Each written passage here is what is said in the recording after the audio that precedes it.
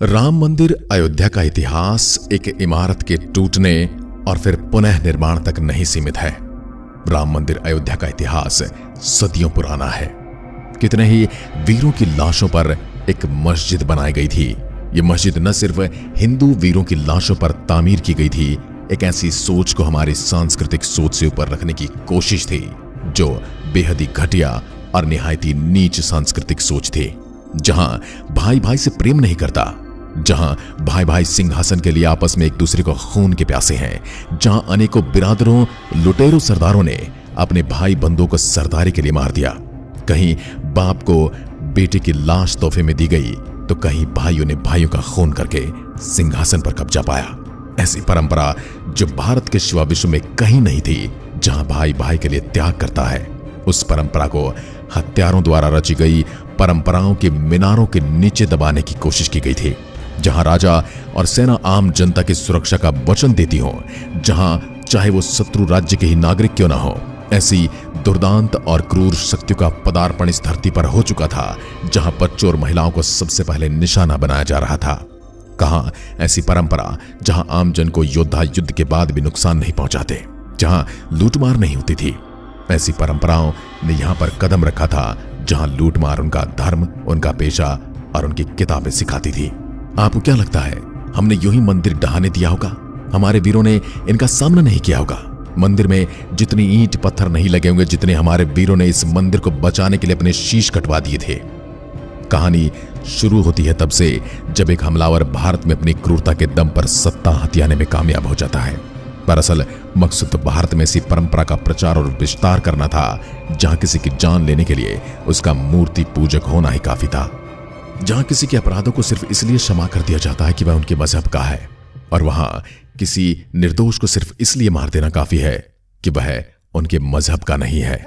ऐसी परंपराओं ने भारत में कदम रख दिया था, और यह मंदिर निर्माण की कहानी उससे भी कहीं पुरानी है। यह मंदिर निर्माण सिर्फ ईंट पत्थरों से बनी हुई संरचना नहीं है, यह उन मानव मूल्यों को एक बार फिर से स्थापित करने की कोशिश है जो भारतीय भूमि से मिटाने की कोशिश की जा रही है सैकड़ों सालों से। अब चलते हैं अयोध्या और भगवान राम और इस मंदिर की कहानी की ओर। भगवान राम का जन्म 5114 ईस्वी पूर्व को उत्तर प्रदेश के अयोध्या नगर में हुआ। जैन धर्म के प्रथम तीर्थंकर भगवान ऋषभदेव का जन्म भी अयोध्या में हुआ था। आक्रांताओं के आने से पहले यह हिंदू, जैन और बौद्ध धर्म के सैकड़ों मंदिर और स्तूप थे। तथ्य कहते हैं विदेशी आक्रांता बाबर के आदेश पर सन 1527 से 28 में अयोध्या में राम जन्मभूमि पर बने भव्य राम मंदिर को तोड़कर एक मस्जिद का निर्माण किया गया। कालांतर में बाबर के नाम पर ही इस मस्जिद का नाम बाबरी मस्जिद रखा गया। कुछ लोग ये भी कहते कि बाबर का एक रखेल था जिसका नाम बाबरी था, उसी के नाम पर यह मस्जिद रखी गई क्योंकि बाबर उस अपने पुरुष मित्र से बहुत ज्यादा प्रेम करता था। जब मंदिर तोड़ा जा रहा था तब राम जन्मभूमि मंदिर पर सिद्ध महात्मा श्याम नंद जी महाराज का अधिकार था। उस समय भीटी के राजा मेहताब सिंह बद्री नारायण ने मंदिर को बचाने के लिए बाबर की सेना से युद्ध लड़ा।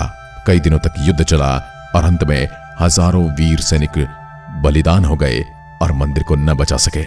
इतिहासकार कनिंगम अपने लखनऊ गजेटियर के 66वें अंक के पृष्ठ 3 पर लिखता है कि 1,74,000 हिंदुओं की लाशें गिर जाने के पश्चात मीर बकी अपने मंदिर ध्वस्त करने के अभियान में सफल हो पाया था। अंदाजा लगाइए कितने ही वीरों ने एक एक पत्थर के लिए अपना शीश कुर्बान कर दिया था। उस समय अयोध्या से 6 मील की दूरी पर सनेतु नाम के गांव के पंडित देवीदीन पांडे ने वहां के आसपास के गांवों सराय, सिसिंडा, राजेपुर आदि के सूर्यवंशी क्षत्रिय को एकत्रित किया और फिर से युद्ध हुआ। पंडित देवीदीन पांडे सहित हजारों हिंदू वीर एक बार फिर से बलिदान हो गए और बाबर की सेना जीत गई, लेकिन प्रयास खत्म नहीं हुए, कोशिश का अंत नहीं हुआ। पांडे जी की मृत्यु के 15 दिन बाद हंसवर के महाराजा रणविजय सिंह ने सिर्फ हजारों सैनिकों के साथ मीर बाकी की विशाल और शस्त्रों से सुसज्जित सेना से रामलला को मुक्त कराने के लिए आक्रमण किया, लेकिन महाराज सहित जन्मभूमि के रक्षार्थ सभी वीरगति को प्राप्त हो गए।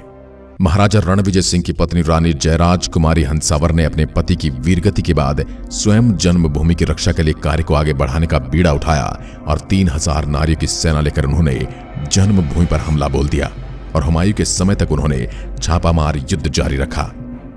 स्वामी महेश्वरानंद जी ने सन्यासियों की सेना बनाई। रानी जयराज कुमारी हंसावर के नेतृत्व में यह युद्ध चलता रहा, लेकिन हुमायूं की शाही सेना ने इस युद्ध में स्वामी महेश्वरानंद और रानी जयराज कुमारी लड़ते हुए अपनी बची हुई सेना के साथ बलिदान हो गई और जन्मभूमि पर पुनः मुगलों का अधिकार हो गया।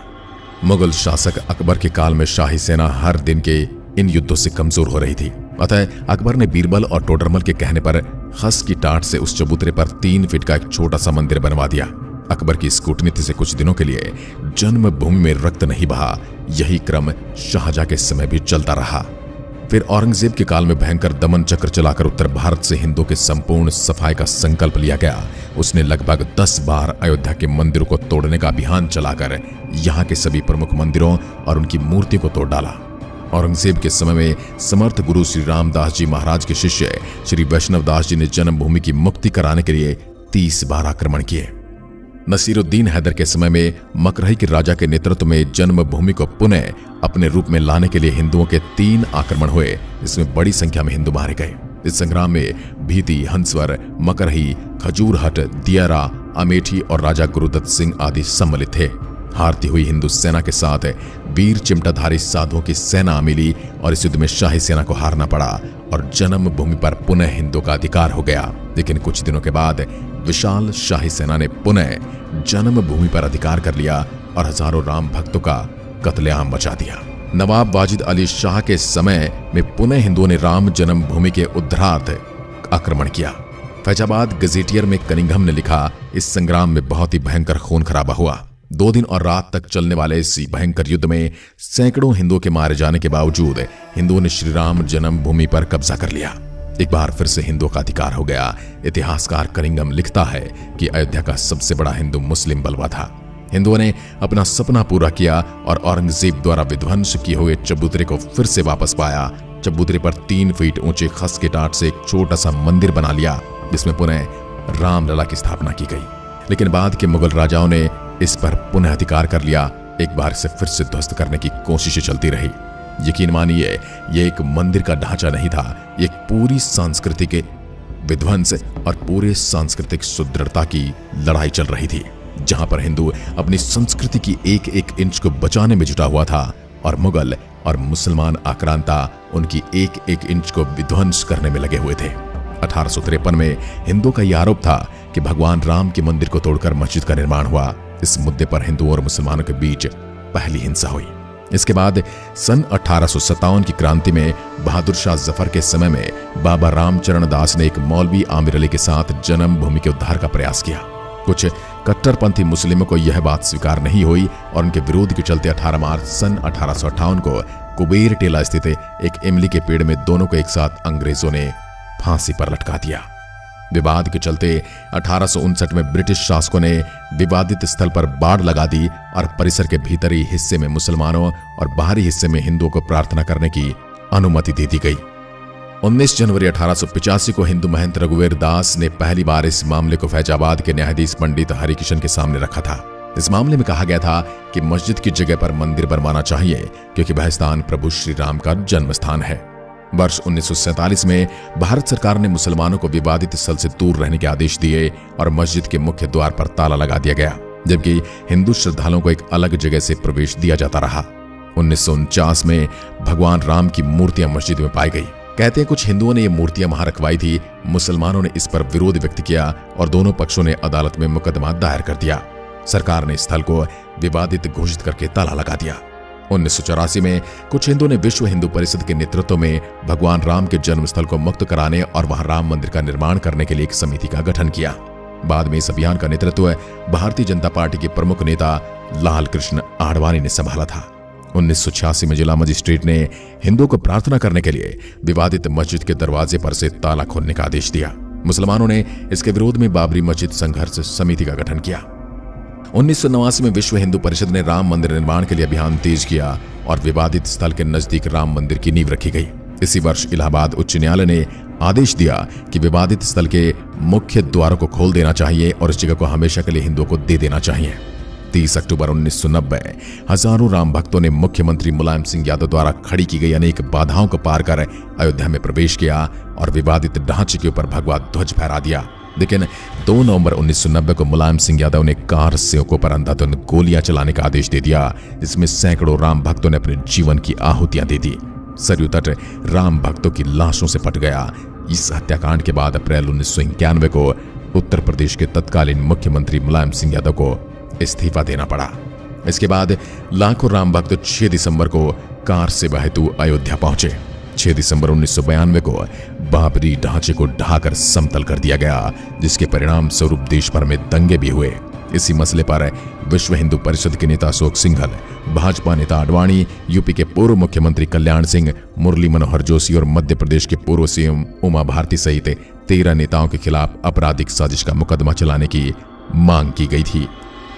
6 दिसंबर 1992 को जब विवादित ढांचा गिराया गया, उस समय राज्य में कल्याण सिंह की सरकार थी। उस दिन सुबह करीब 10:30 बजे हजारों लाखों की संख्या में कार सेवक पहुंचने लगे। दोपहर में 12 बजे के करीब कार सेवक का एक बड़ा सा जत्था मस्जिद की दीवार पर चढ़ने लगता है। लाखों की भीड़ को संभालना सभी के लिए मुश्किल होता जा रहा था। दोपहर के 3:40 पर पहला गुंबद भीड़ ने तोड़ दिया और फिर 5 बजने में जब 5 मिनट का वक्त बाकी था, तब पूरे का पूरा विवादित ढांचा जमींदोज हो चुका था। भीड़ ने उसी जगह पूजा अर्चना की और रामशिला की स्थापना कर दी। पुलिस के आला अधिकारी मामले की गंभीरता को समझ रहे थे। गुंबद के आसपास मौजूद कार सेवकों को रोकने की हिम्मत किसी में नहीं थी। मुख्यमंत्री कल्याण सिंह का साफ आदेश था कि कार सेवकों पर गोली नहीं चलेगी। 1527 से 28 ईस्वी में बाबर के सेनापति मीर बाकी ने अयोध्या में श्री राम जन्मभूमि पर मंदिर को तोड़ा था, जिसका पंडित देवीदीन पांडे ने नेतृत्व में युद्ध के रूप में पहला विरोध किया था। तब से लेकर आज तक 77 से अधिक युद्ध और सैकड़ों दंगे हो चुके हैं, जिसमें लाखों कार सेवकों की जानें चली गई। इस पवित्र स्थल हेतु श्री गुरु गोविंद सिंह जी महाराज, महारानी राजकुंवर तथा अन्य कई विभूतियों ने भी संघर्ष किया है। लेकिन इस लंबे संघर्ष के बाद आखिर वो दिन आ गया जब भारत में श्री राम मंदिर की नींव रखी गई और एक भव्य मंदिर का निर्माण हो रहा है। इस मंदिर में 22 जनवरी को रामलला की मूर्ति की प्राण प्रतिष्ठा की जाएगी और एक बार फिर से हिंदुओं और सनातनियों को उनका वह अधिकार वापस दिया जाएगा जिसकी प्रतीक्षा उन्होंने हजारों साल तक की है। आज की वीडियो में बस इतना ही। अगर वीडियो पसंद आई हो तो लाइक कीजिए और ऐसी वीडियोस के लिए चैनल को सब्सक्राइब जरूर करें। धन्यवाद।